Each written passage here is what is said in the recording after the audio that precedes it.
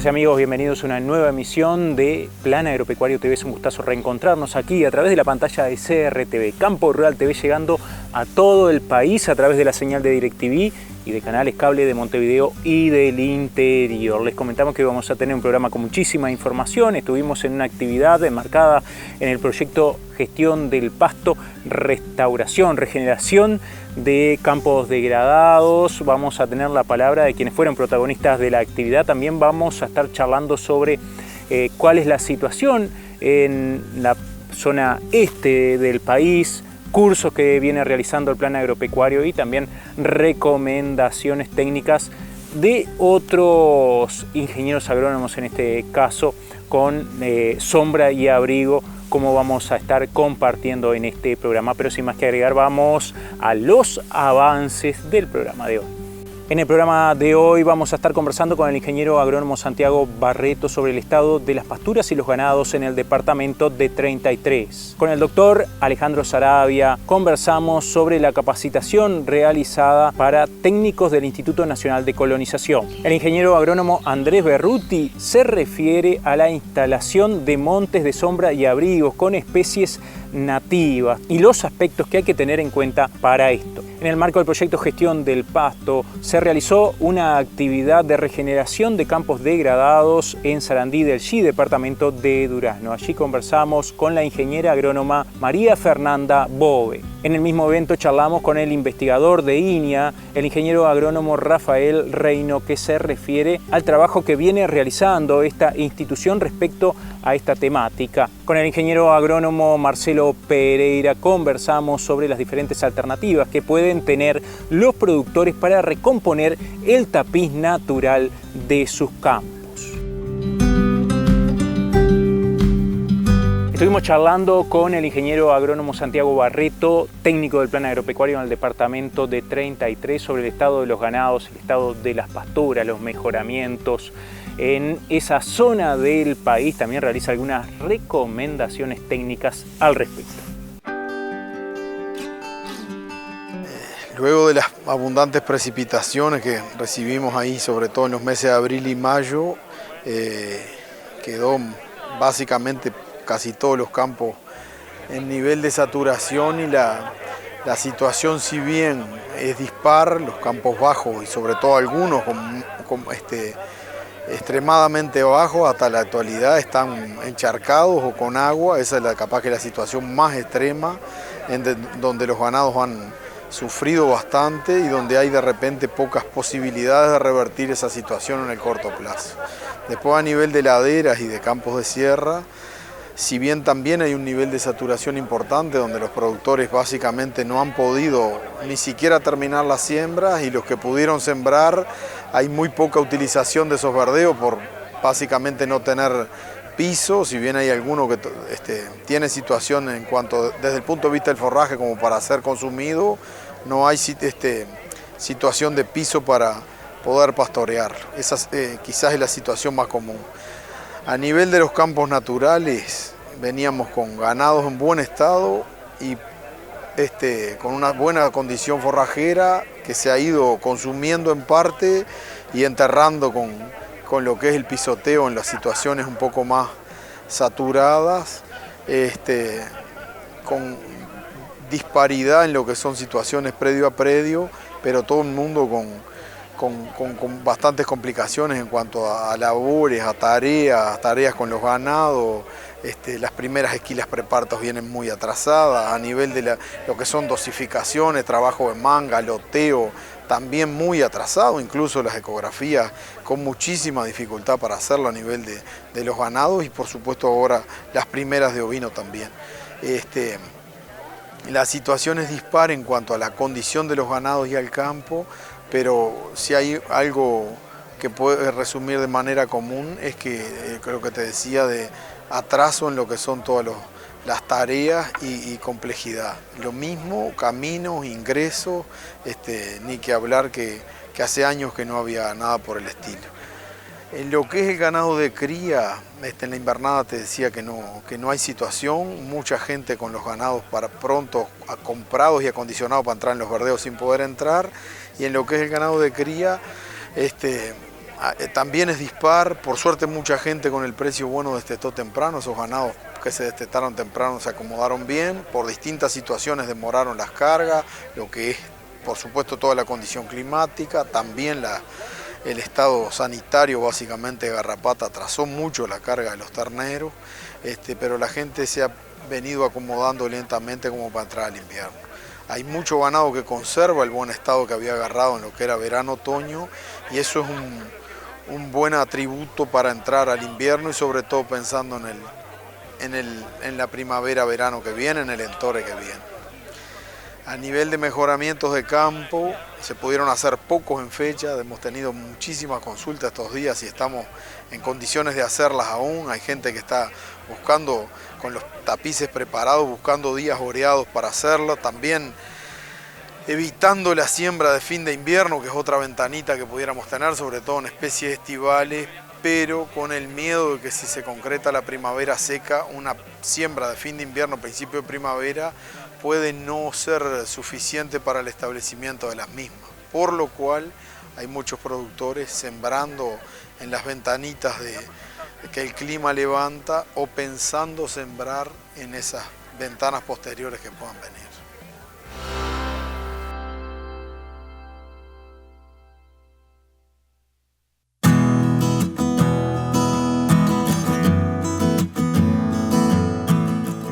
El Plan Agropecuario es una institución referente para la ganadería nacional que mediante actividades de extensión, capacitación no formal, generación de información y generación de herramientas para la toma de decisiones, contribuye con el desarrollo sostenible e innovador del sector ganadero. Hoy es necesario adaptarse a los tiempos y leer el contexto, motivo por el cual el Plan Agropecuario definió su plan estratégico para los próximos 3 años con aportes de las gremiales que tienen representación en la Junta Directiva, de funcionarios, representantes del Poder Ejecutivo y los integrantes del órgano directriz de la institución. Esta guía organizativa enfatiza en el aumento de productividad como una meta alcanzable e ineludible, ya que debido a la demanda externa es necesario aumentar la producción. En este marco se definió como objetivo general del plan estratégico mejorar la productividad de los establecimientos ganaderos para mejorar la calidad de vida de quienes producen, beneficiando al sector, la sociedad y al país. 20 kilogramos por hectárea en 20 años. Es la idea fuerza que moverá este proceso y para su puesta en práctica se han definido 6 líneas estratégicas, cada una con metas cuantificables y tangibles, permitiendo su evaluación continua. Estas líneas estratégicas son: 1. Liderar un programa de extensión nacional para productores agropecuarios con foco en ganadería, integrando procesos de diversificación como estrategia empresarial. 2. Capacitar para construir un Uruguay con más y mejores capacidades. 3. Generar información y herramientas para la toma de decisiones empresariales, haciéndolas disponibles para los productores. 4. Promover y mejorar la comunicación con los usuarios de los servicios brindados por el Plan Agropecuario. 5. Generar proyectos que mejoren la producción y el negocio de los productores de manera sustentable. 6. Fortalecer los principales activos institucionales, el capital humano, los equipos y la imagen del Plan Agropecuario. Con este mapa, que guiará a la institución durante los próximos 3 años, nos proponemos continuar cumpliendo los objetivos institucionales expuestos en la Ley de Creación del Plan Agropecuario, manteniendo el compromiso con el desarrollo de los productores, el sector ganadero y el país. Para conocer el plan estratégico completo, acceda a planagropecuario.org.u. Hace pocos días se realizó una capacitación por parte del Plan Agropecuario a técnicos del Instituto Nacional de Colonización, primero al norte del país, luego al sur. En Colonia tuvimos la oportunidad de entrevistar a Alejandro Sarabia, director de Extensión y Capacitación del Plan Agropecuario, para conocer en qué consistía este curso, que tenía como elemento principal el conocer el librillo de campo que se había elaborado en el proyecto UFIP ya hace algunos años y que hoy se pone a disposición de los productores colonos. Por eso esta capacitación, pero vamos a la palabra de Sarabia, que nos va a ilustrar de mejor forma.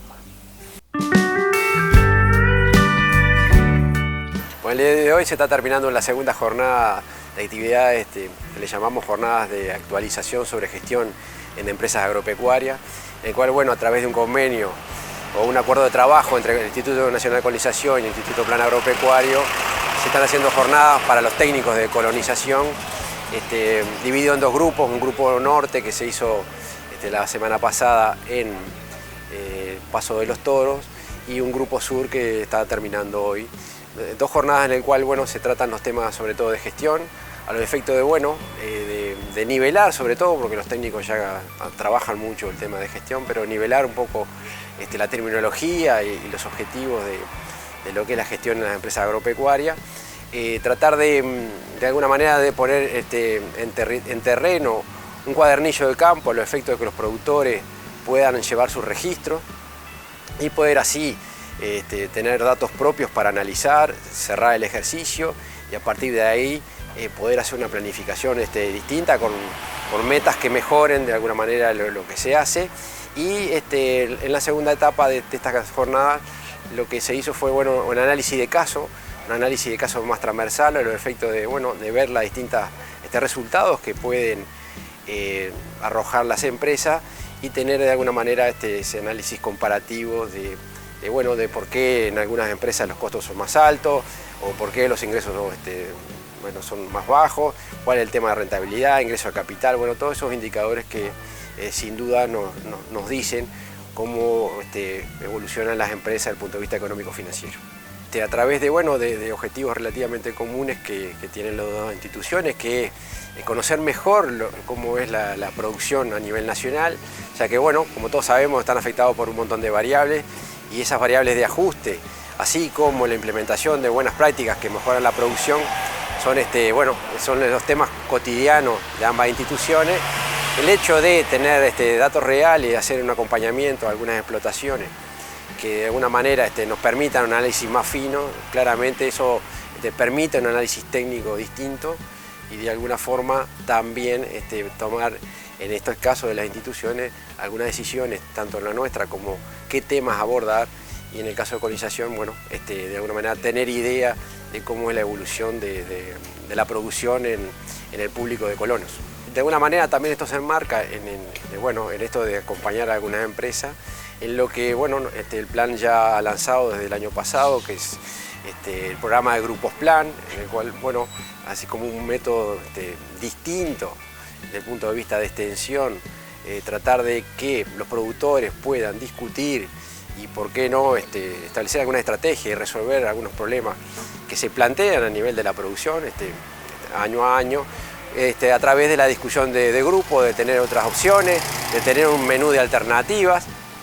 Y claramente eso hace que algunas preguntas o algunos problemas se analicen de distintos puntos de vista, lo que claramente enriquece las soluciones.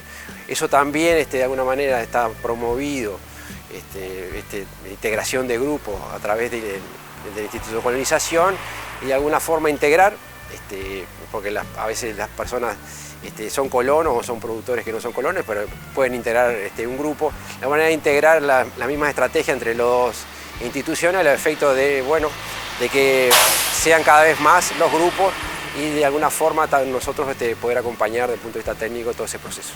De alguna manera la experiencia propia de todo el know-how sería de cómo integrar en la extensión los temas grupales. Sin duda uno va acumulando, va viendo alternativas.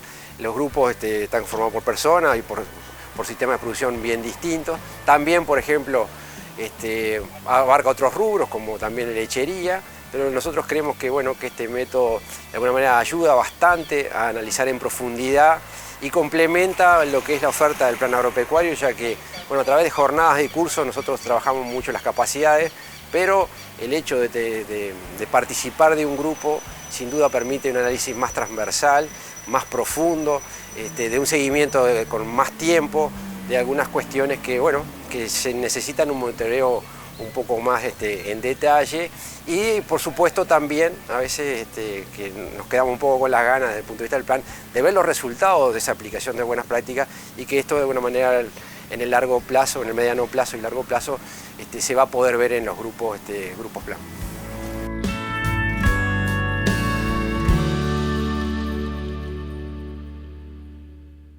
Si es de origen animal o de origen vegetal, no dejes pasar, el problema hay que evitar.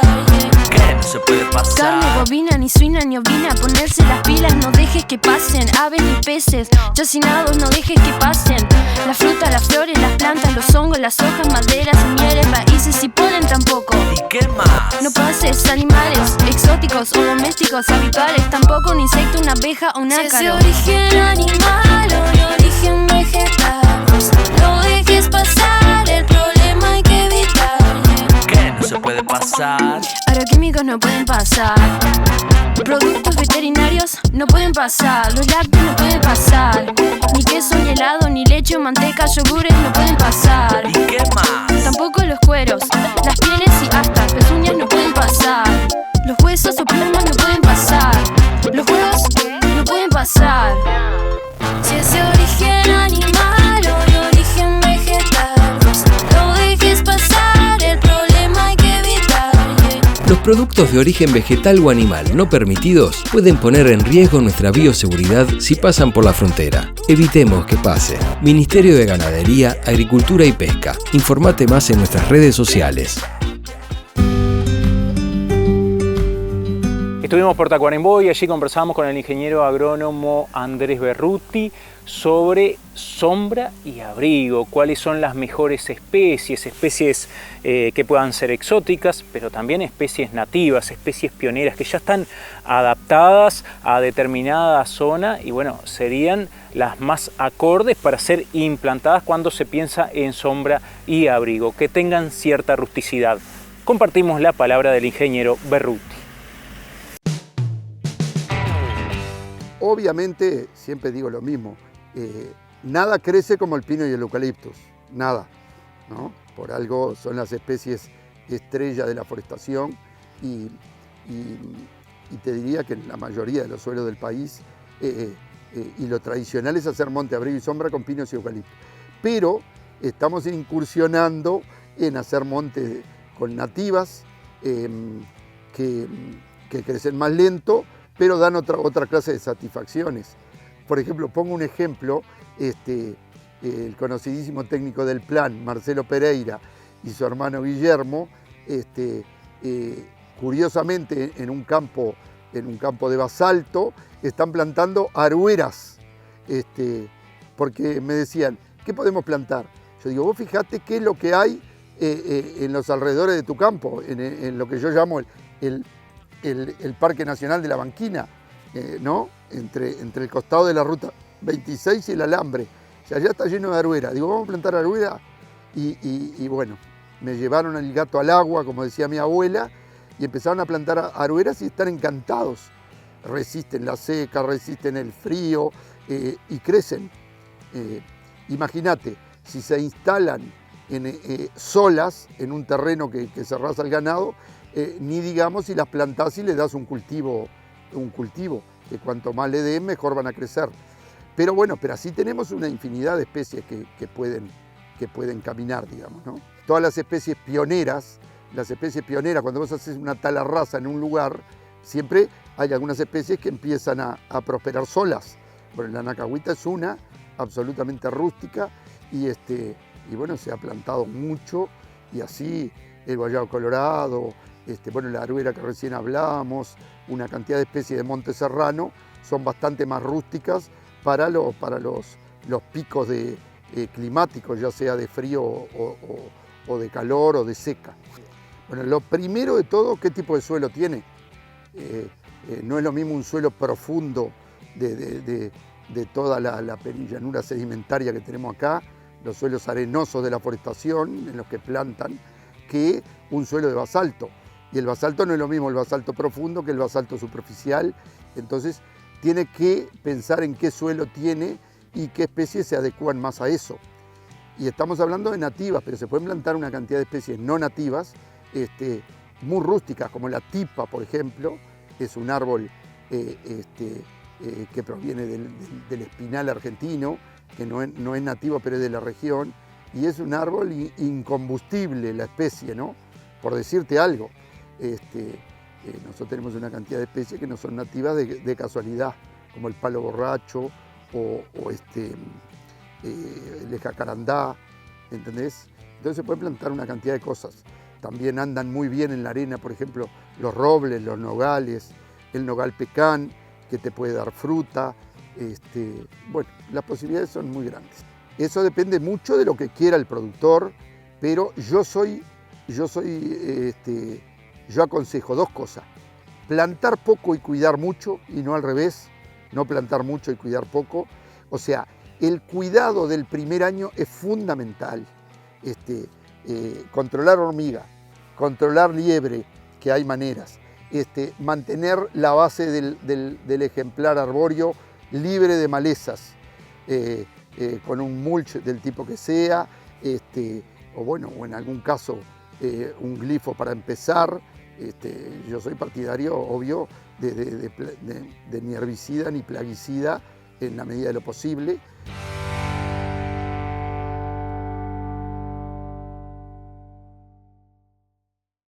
Hay algo muy particular en Uruguay. Más de la mitad de su superficie está cubierta por pastizales, llamados localmente campo natural. Esta superficie equivale a la de Portugal o a 3 veces la de Bélgica. El campo natural es nuestro único bioma, climáticamente definido, y podemos identificarlo fácilmente por sus pastos con diferentes alturas, hierbas, flores silvestres y algunos pequeños arbustos y árboles aislados. Nuestro campo natural forma parte de los pastizales del Río de la Plata, una de las zonas con más diversidad de pastos nativos del mundo. Además, más de la mitad de las aves, reptiles, anfibios y mamíferos nativos de Uruguay viven en el campo natural. Y si además pudiéramos ver bajo la superficie, cientos de arácnidos, insectos, lombrices y microorganismos llenan de vida a estos suelos. El campo natural es un gran tesoro, exclusivo de pocos países en el mundo, y nos ofrece muchos beneficios. Mantiene la calidad del suelo y del agua, conserva la biodiversidad, mitiga el cambio climático a través de la retención de carbono en sus suelos, abastece de alimento al ganado y ofrece un hermoso paisaje que transmite paz y tranquilidad. Es la base de la identidad nacional, de la vida rural y así la fuente de inspiración cultural expresada en la música, la literatura y el arte en general. Sin embargo, en los últimos años, parte de nuestro campo natural se enfrenta a diferentes desafíos ocasionados por los cambios de uso del suelo, un manejo inadecuado del ecosistema y la urbanización. Por eso, conocerlo y valorarlo nos ayudará a conservarlo para las generaciones actuales y futuras. Cada vez que transitemos una carretera o un camino, intentemos descubrir el campo natural, porque el Uruguay es algo especial y es nuestro. Conectá con nuestro campo natural.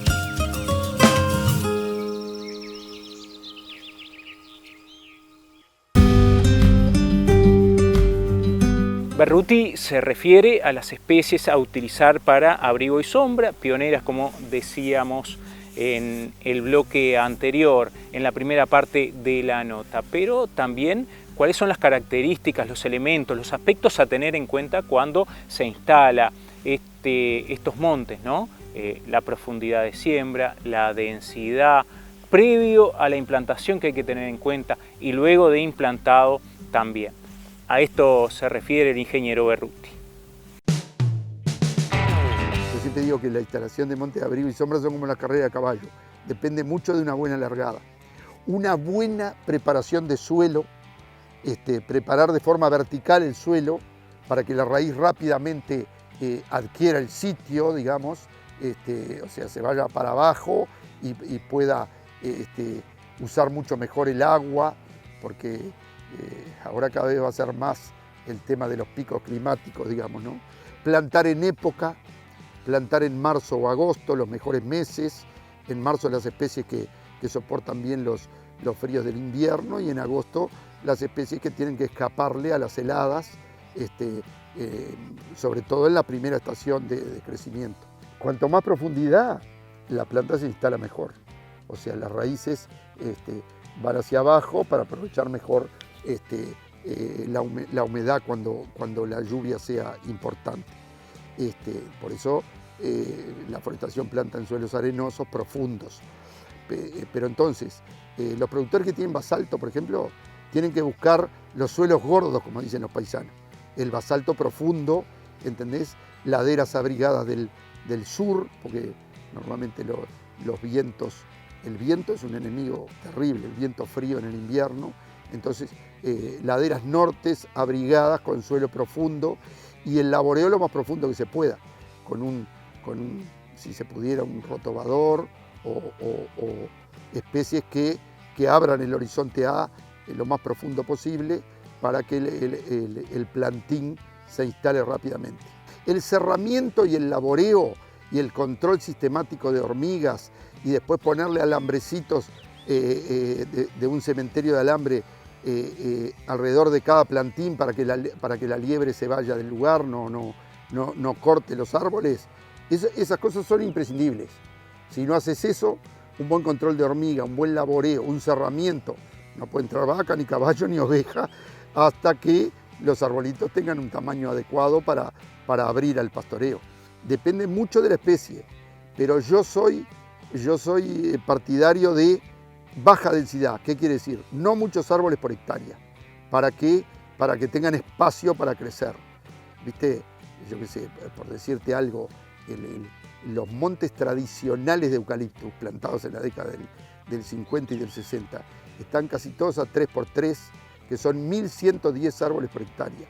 Entonces vos vas a ver un monte ahora y no tienen la mitad, no tienen 600 árboles, porque la hormiga, el ganado que se rasca, ejemplares muertos por H o por B, entonces no obtenés, ya te digo, ni la mitad de los ejemplares de la plantación. Por decirte algo, yo no planto más de 800 árboles por hectárea. La forestación, la mayoría de las empresas, para obtener madera de calidad, libre de nudos, podada, plantan 800 árboles, puede hacer un raleo comercial dejando 400 y después en otro raleo dejando 200 árboles por hectárea para turno final, la madera de más calidad, más o menos, ¿no? Entonces, con las nativas y sobre todo con los grandes árboles que yo recomiendo plantar, que son especies que entran con el río Uruguay, como el lapacho, el ibirapitá, el guayubira, el angico, el viraró, el caobetí, todos esos yo los plantaría a 5x4, 5x5 o 6x5. Ya te digo, una ladera norte de suelo profundo y va a depender mucho del tema de los alambrados y eso, pero en lo posible que el sol lo aprovechen, ese es otro factor fundamental, que lo aprovechen de la mejor manera, digamos, ¿no?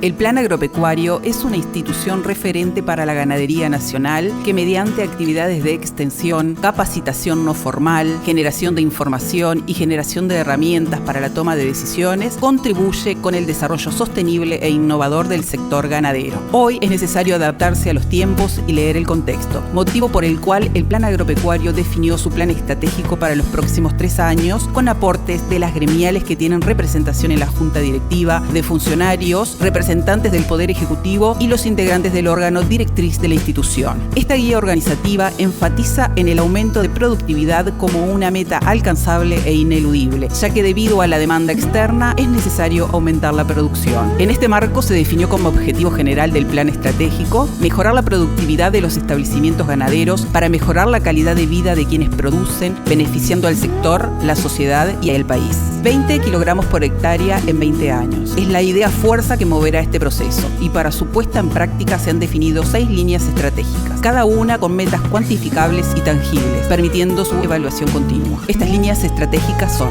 1. Liderar un programa de extensión nacional para productores agropecuarios con foco en ganadería, integrando procesos de diversificación como estrategia empresarial. 2. Capacitar para construir un Uruguay con más y mejores capacidades. 3. Generar información y herramientas para la toma de decisiones empresariales, haciéndolas disponibles para los productores.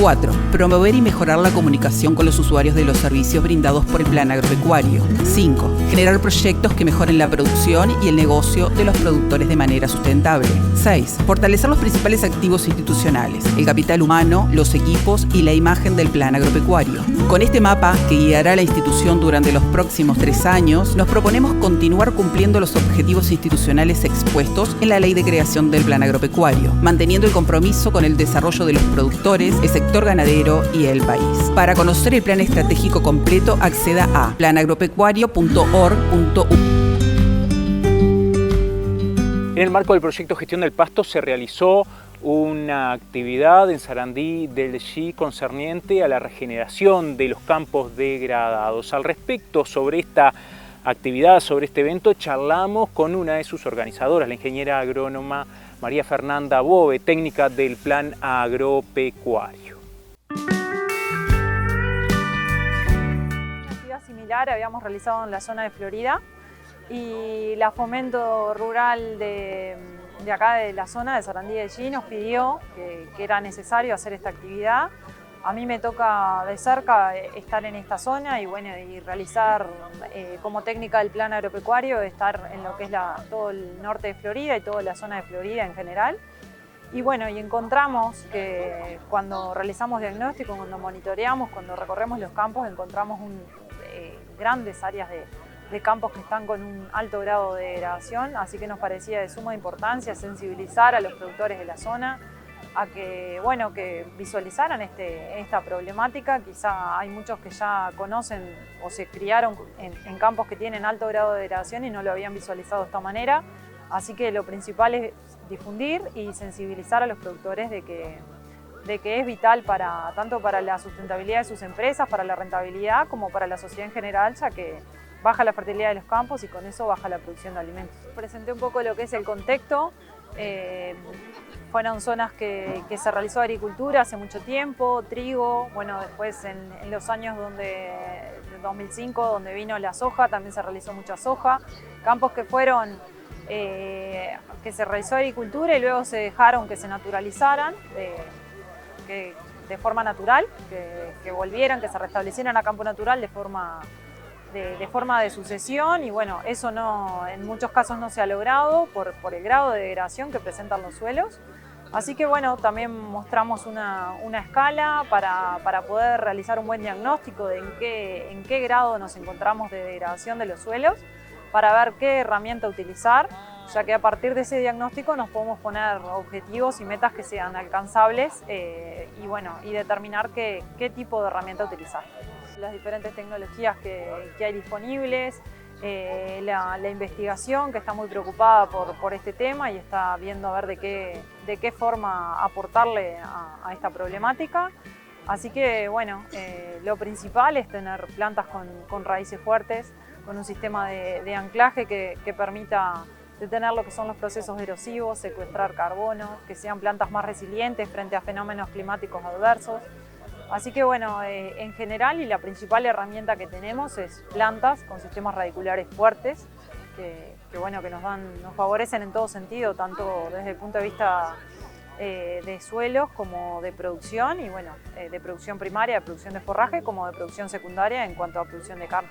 Acá también lo que quisimos fue mostrar diferentes tecnologías que se han ido desarrollando, como la reintroducción de Paspalum notatum y Bromus auleticus, que sean empresas privadas en conjunto con el INEA han ido desarrollando y buscando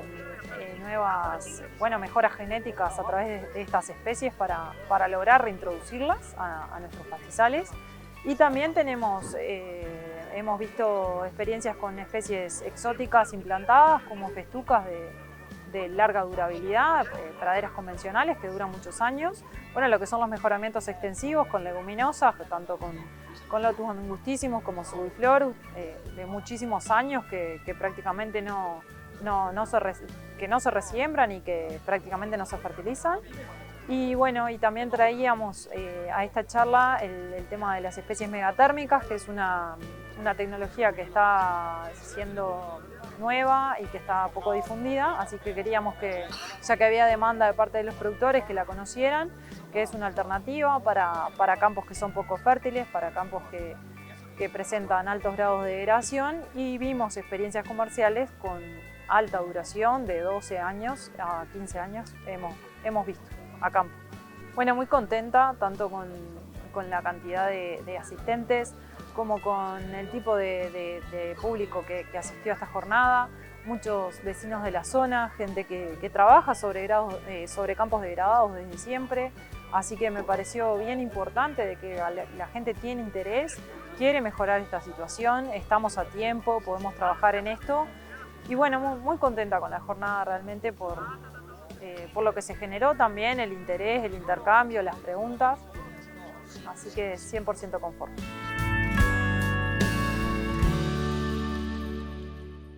Si es de origen animal o de origen vegetal, no dejes pasar, el problema hay que evitar. ¿Qué no se puede pasar? Carne bovina, ni suina, ni ovina, ponerse las pilas, no dejes que pasen. Aves ni peces, chacinados, no dejes que pasen. La fruta, las flores, las plantas, los hongos, las hojas, maderas, semilleres, raíces y polen tampoco. ¿Y qué más? No pases animales exóticos o domésticos habituales, tampoco un insecto, una abeja o un ácaro. Si es de origen animal o de origen vegetal, no dejes pasar, el problema hay que evitar.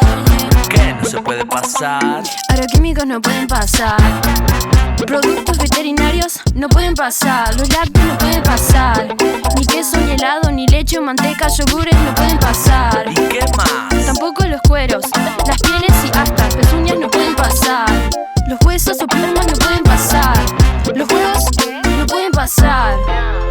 Si es de origen animal o de origen vegetal, no dejes pasar, el problema hay que evitar. Los productos de origen vegetal o animal no permitidos pueden poner en riesgo nuestra bioseguridad si pasan por la frontera. Evitemos que pase. Ministerio de Ganadería, Agricultura y Pesca. Informate más en nuestras redes sociales. En el marco de esta actividad estuvimos charlando con el ingeniero agrónomo Rafael Reino, investigador del Instituto Nacional de Investigación Agropecuaria, quien se refiere a algunas alternativas que hoy está investigando Elinia. Ya se han lanzado al mercado un par de variedades de especies nativas. A estas se refiere, pero también nos cuenta en qué se comenzó a investigar pensando en esta temática justamente. Desde distintas aristas de la restauración, y en particular hoy lo que vinimos a presentar son los trabajos más de mejoramiento genético de algunas forrajeras nativas, como acceso a tener semilla comercialmente disponible para acelerar el proceso de restauración, o en aquellos casos donde el manejo ya es una limitante para restaurar y hay que dar un pasito más en la reintroducción de especies nativas. Entonces ahí hablamos de un par de especies como ejemplo de especies nativas de las que estamos trabajando. Volvamos un poco atrás, la restauración si yo quiero recuperar productividad, lo puedo hacer con nativas o con exóticas, no hay una limitante para eso, recuperar una productividad de un área dada. El por qué nativas es lo que buscamos es la adaptabilidad de nuestras especies nativas, porque lo que apostamos es a procesos largos de persistencia prolongada, de persistencia verdadera, digamos. Cuando hablamos de persistencia en especies introducidas, en las generalidades hablamos de persistencias de 4, 5 o 6 años, puede ser un poco más, un poco menos dependiendo del manejo, pero eso es un poco en las especies templadas que habitualmente manejamos, llamémosle de festuca, dactilis, por mencionar algunas. En el caso de la persistencia de las nativas, eso es muchísimo más, pero como contrapartida sabemos que el proceso de implantación es mucho más lento. Entonces, bueno, es combinar ambas cosas, buscar lograr ese objetivo final de persistencia, estabilidad, los sistemas, recuperar esas funcionalidades ecosistémicas que mencionaba Marcelo Pereira en su charla, recuperar esos atributos, pero con la mejor genética encontrada o lograda en esas especies en particular. Entonces ahí está el valor de el colectar las especies nativas, caracterizarlos, entender la diversidad genética que tenemos, el germoplasma, cuáles las potencialidades, y seleccionar lo mejor. Cuando hay que hacer un cruzamiento y elegir parentales en las especies alógamas lo hacemos. Cuando son especies apomíticas donde hay que ir por un clon, vamos por ese clon que quizás no sea el mejor que hay, pero es el mejor que nosotros encontramos y que evaluamos en un montón en un sinfín de variables. Entonces es ir por ese camino, no solo utilizar las especies nativas que son el esqueleto de nuestro campo natural y las que le vemos mejores atributos agronómicos, sino dentro de esas especies la mejor genética que logramos encontrar o desarrollar. Entonces tenemos como un doble escalón. La primera que hablé es Paspalum notatum, Iña CP, que es una perenne estival, o sea, perenne de verano, que es el pastorqueta, que lo tenemos en todos los campos presentes, sin ser los muy superficiales. En el resto de los campos está, desde los arenosos, los arcillosos, con más o con menos pH, más bajos o más altos, siempre hay pastorqueta, y es como el que nos da el verdadero esqueleto, el que empieza a armar, a proteger el suelo, a armar productividad de vuelta de forraje, y permite que en el largo plazo otras cosas se vayan incorporando o vayan apareciendo otras especies nativas. Y la segunda es el Bromus auleticus, que es un ciclo completamente opuesto, es perenne también, pero de invierno, con muy buen valor nutritivo, con una productividad que es mucho más dependiente del manejo, y acá hay diferencias con la anterior. El manejo en el Bromus es clave, el manejo que hagamos necesita tiempos de descanso prolongados para poder acumular mucho forraje. El Paspalum notatum, por el contrario, es muy plástica, se adapta a un montón de manejos distintos, desde los más intensos a los menos intensos, pero son complementarias en ciclo y por lo tanto en ofrecernos una mejor distribución estacional del forraje.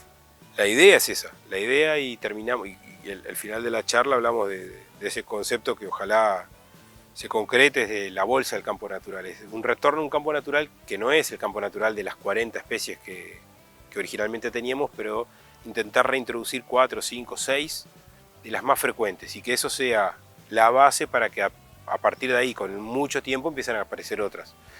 Y sí, todas estas se pueden mezclar en la medida que vayan a un ambiente donde puedan las 2 o 3 que mezclemos prosperar de igual forma.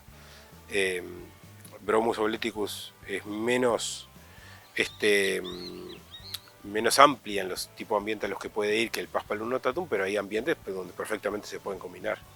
Sí, hoy les mostré muy brevemente, pero les quise mencionar un par de otras especies que venimos trabajando. Una es Paspalum plicatulum, que es un Paspalum también muy frecuente en nuestros campos, con una gama de subespecies y ecotipos muy amplia. Es un poquito más rústica, digamos, o más fibroso el material que ofrece, pero muy persistente, muy productivo, y con un hábito de crecimiento también bien diferente. No es rastrero, como decía, es erecto, o sea que se puede combinar bien con el notatum. Hablé alguito de Paspalum dilatatum, que es la otra especie que retomamos trabajos con una óptica distinta para superar un viejo problema, que es el de Clavice paspali, el hongo que hace que la especie se llame como se llama, que le decimos pasto miel, y que afecta mucho la producción de semilla. Entonces estamos con un enfoque distinto para tratar de superar, o al menos tener mejores herramientas a tolerar la enfermedad. Y mencioné algunas perennes invernales que estamos en etapas muy iniciales de evaluación de germoplasma y de adaptabilidad y demás, que son algunas de las estipas, que son las flechillas, digamos, también perennes invernales, que sería muy interesante contar con algún material de ese estilo. Bueno, algunas requieren más fertilidad natural que otras, o ambientes más ricos que otras.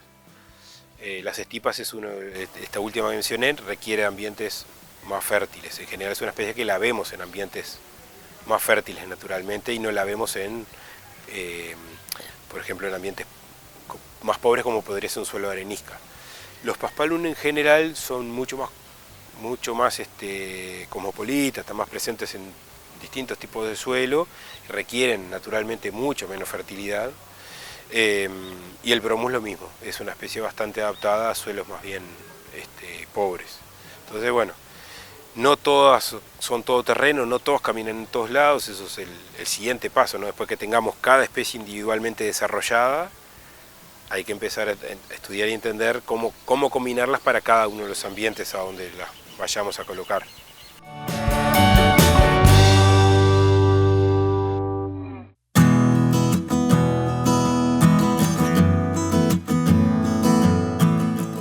El Plan Agropecuario es una institución referente para la ganadería nacional que mediante actividades de extensión, capacitación no formal, generación de información y generación de herramientas para la toma de decisiones contribuye con el desarrollo sostenible e innovador del sector ganadero. Hoy es necesario adaptarse a los tiempos y leer el contexto, motivo por el cual el Plan Agropecuario definió su plan estratégico para los próximos 3 años con aportes de las gremiales que tienen representación en la Junta Directiva, de funcionarios, representantes del Poder Ejecutivo y los integrantes del órgano directriz de la institución. Esta guía organizativa enfatiza en el aumento de productividad como una meta alcanzable e ineludible, ya que debido a la demanda externa es necesario aumentar la producción. En este marco se definió como objetivo general del plan estratégico mejorar la productividad de los establecimientos ganaderos para mejorar la calidad de vida de quienes producen, beneficiando al sector, la sociedad y al país. 20 kilogramos por hectárea en 20 años. Es la idea fuerza que moverá este proceso y para su puesta en práctica se han definido 6 líneas estratégicas, cada una con metas cuantificables y tangibles, permitiendo su evaluación continua. Estas líneas estratégicas son: 1. Liderar un programa de extensión nacional para productores agropecuarios con foco en ganadería, integrando procesos de diversificación como estrategia empresarial. 2. Capacitar para construir un Uruguay con más y mejores capacidades. 3. Generar información y herramientas para la toma de decisiones empresariales, haciéndolas disponibles para los productores. 4. Promover y mejorar la comunicación con los usuarios de los servicios brindados por el Plan Agropecuario. 5. Generar proyectos que mejoren la producción y el negocio de los productores de manera sustentable. 6. Fortalecer los principales activos institucionales, el capital humano, los equipos y la imagen del Plan Agropecuario. Con este mapa, que guiará a la institución durante los próximos 3 años, nos proponemos continuar cumpliendo los objetivos institucionales expuestos en la Ley de Creación del Plan Agropecuario, manteniendo el compromiso con el desarrollo de los productores, el sector ganadero y el país. Para conocer el plan estratégico completo, acceda a planagropecuario.org.u. Esta actividad de regeneración de campos degradados se enmarca en el proyecto Gestión del Pasto FPTA 356. Al respecto, conversamos con su coordinador, el ingeniero agrónomo Marcelo Pereira, que se refiere a las oportunidades o alternativas que tienen los productores para mejorar la productividad en este tipo de campos que han sido mal utilizados, que han sido o erosionados, han perdido su horizonte, han sido degradados. Al respecto, compartimos la palabra del ingeniero Pereira.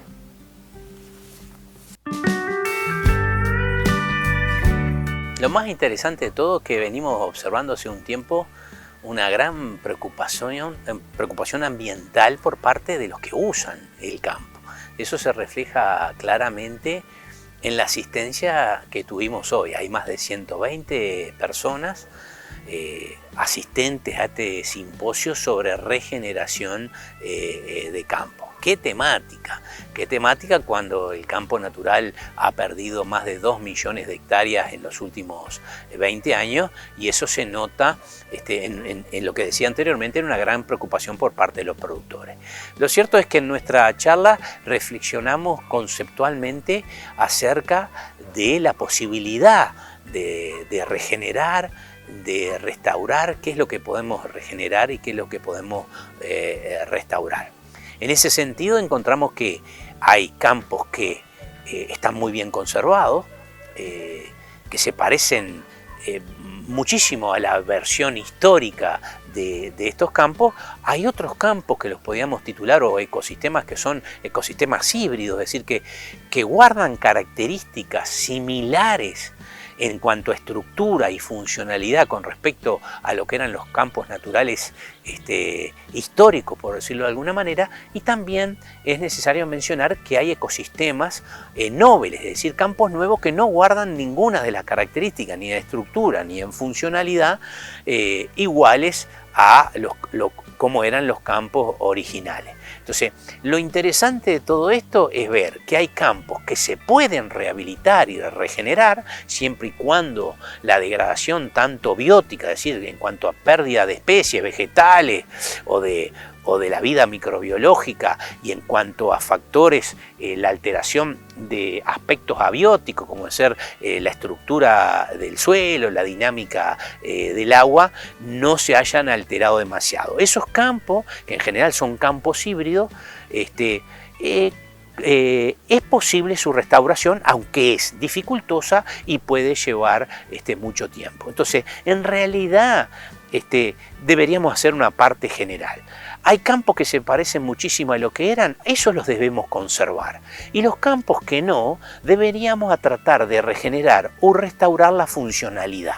En los ecosistemas hay dos aspectos: la estructura, que puede ser la composición botánica, es decir, cómo se organiza el ecosistema, y está la funcionalidad, que quiere decir cómo opera ese ecosistema, y se refiere, entre otras muchas cosas, a la producción de pasto, al ciclaje de nutrientes, a la dinámica del agua. Entonces, en esos ecosistemas híbridos, tal vez deberíamos apuntar a mantenerlos, más allá que en algún caso querramos restaurarlo, pero tratar de regenerar la funcionalidad, es decir, que produzcan forraje, que sean termodinámicamente eficientes, que sean resilientes, que sean resistentes, y sobre todo que provean servicios ecosistémicos, es decir, aquellos servicios que permiten que la vida del ser humano sea posible en el planeta. Entonces, son dos aspectos distintos: uno de conservar lo que tenemos, que está bien, y el otro decir, bueno, apuntemos, en el caso de restaurar, a restaurar la funcionalidad. Hay ecosistemas nobles, como puede ser, por ejemplo, un festucal en un bajo de una zona agrícola, que realmente en estructura es radicalmente diferente a lo que era originalmente. En funcionalidad, en productividad, también es radicalmente diferente. Ahora, pueden proveer servicios ecosistémicos, pueden regular la dinámica del agua, pueden proveer forraje. Entonces, esas características son las que tenemos que cuidar. Y hay otros casos en los cuales la recuperación es imposible. Nos llevaría miles de años poder recuperarlo, y en ese caso la recuperación es prácticamente imposible. Entonces, sobre eso versó hoy lo que tuvimos hablando con los productores. Esta charla y las otras son muy complementarias. Se habla de regeneración de campos en general, no solo de campos naturales, sino, por ejemplo, ahora estamos escuchando la charla de las especies megatérmicas, que pueden cumplir un rol fundamental en eso, en tener determinada funcionalidad en un módulo que complemente a los establecimientos ganaderos, por ejemplo, pensando en un módulo de prevención forrajera, es decir, acumular mucho forraje en muy poco tiempo, y que constituya un seguro de producción frente a eventos extremos que puedan ocurrir. Hoy se dio una charla sobre dos especies nativas, el bromo y el páspalo. Eso es una de las opciones, pero también estamos trabajando en la cosecha de pules de semillas. Para eso el Plan Agropecuario diseñó una cosechadora de cepillo, se hizo una experiencia en la colonia Juan Gutiérrez, una tesis de maestría, en donde se comparó la cosecha total que se hizo a mano con la cosechadora Taita, que diseñó el plan agropecuario, y el hecho de enfardar y diseminar la semilla. Se estudió la calidad de la semilla, y una de las cosas importantes que se concluye es: la cosechadora de campo natural cosecha semilla, mucho menos semilla, de muy buena calidad, y el fardo pasa a ser una opción muy interesante para colectar semilla, y en este momento se está sembrando. También estamos trabajando, el equipo que está liderado por Felipe Lezama está trabajando en el trasplante de panes de pasto, y a su vez también se está trabajando en el hecho de hacer transferencia de semilla a través de los animales, que los animales coman en un lado ganado y a través de la bosta coman en campos donantes de buena calidad y a través de la bosta se haga la diseminación de esta semilla. Se está trabajando muchísimo, estamos planteando el hecho de poder generar cosechadoras mucho más fáciles, la famosa paspalera diseñada por Juan Carlos Millot es una opción, y bueno, estamos tratando de llegar a situaciones o mecanismos que sean prácticos para que la gente pueda cosechar semillas de campo natural y poder incluirlas en los campos, tratando de incorporar por un lado toda la biodiversidad a través de la cosechadora de campo natural y también la biodiversidad productiva con la cosecha de especies particulares como las que mencionaba anteriormente. Falta muchísimo por hacer y ojalá, como decía Rafael Reino, lleguemos el día de mañana donde haya una bolsa de campo natural. Si es de origen animal o de origen vegetal, no dejes pasar, el problema hay que evitar. ¿Qué no se puede pasar? Carne bovina, ni suina ni ovina, ponerse las pilas, no dejes que pasen aves ni peces, chacinados, no dejes que pasen la fruta, las flores, las plantas, los hongos, las hojas, maderas, semilleres, raíces y polen tampoco. ¿Y qué más? No pases animales exóticos o domésticos habituales, tampoco un insecto, una abeja o un ácaro. Si es de origen animal o de origen vegetal, no dejes pasar, el problema hay que evitar. ¿Qué no se puede pasar? Agroquímicos no pueden pasar, productos veterinarios no pueden pasar, los lácteos no pueden pasar, ni queso, ni helado, ni leche o manteca, yogures no pueden pasar. ¿Y qué más? Tampoco los cueros, las pieles y hasta pezuñas no pueden pasar, los huesos o plumas no pueden pasar, los huevos no pueden pasar. Si es de origen animal o de origen vegetal, no dejes pasar, el problema hay que evitar. Los productos de origen vegetal o animal no permitidos pueden poner en riesgo nuestra bioseguridad si pasan por la frontera. Evitemos que pase. Ministerio de Ganadería, Agricultura y Pesca. Informate más en nuestras redes sociales. Amigas y amigos, ha sido un gustazo haber compartido otra emisión de Plan Agropecuario TV, llegando a lo largo y ancho de la patria a través de la señal de CRTV, DirecTV por medio, canales de cable de Montevideo y del interior, o tal vez un programa que puede ser visualizado a través del canal de YouTube del Plan Agropecuario. La invitación siempre queda hecha. Antes de culminar, queremos enviarle un fuerte abrazo a la familia Patarino Echeverrigaray. Estuvimos conversando con estos productores de ahí de Sarandí del Chi, también Miguel Jiménez y tantos amigos que nos cruzamos y hacían referencia justamente a que veían el programa. El saludo queda hecho. Disculpen que nos olvidamos de algunos de los nombres, pero no da el tiempo para justamente compartir tantos saludos, así que queda el saludo hecho a todas y todos los productores que nos encontramos en esa actividad de Sarandí del Chi. A todos ustedes nos queda nada más que invitarles a seguir compartiendo información, recomendaciones técnicas, experiencias de productores aquí en Plan Agropecuario TV la próxima semana. Hasta entonces.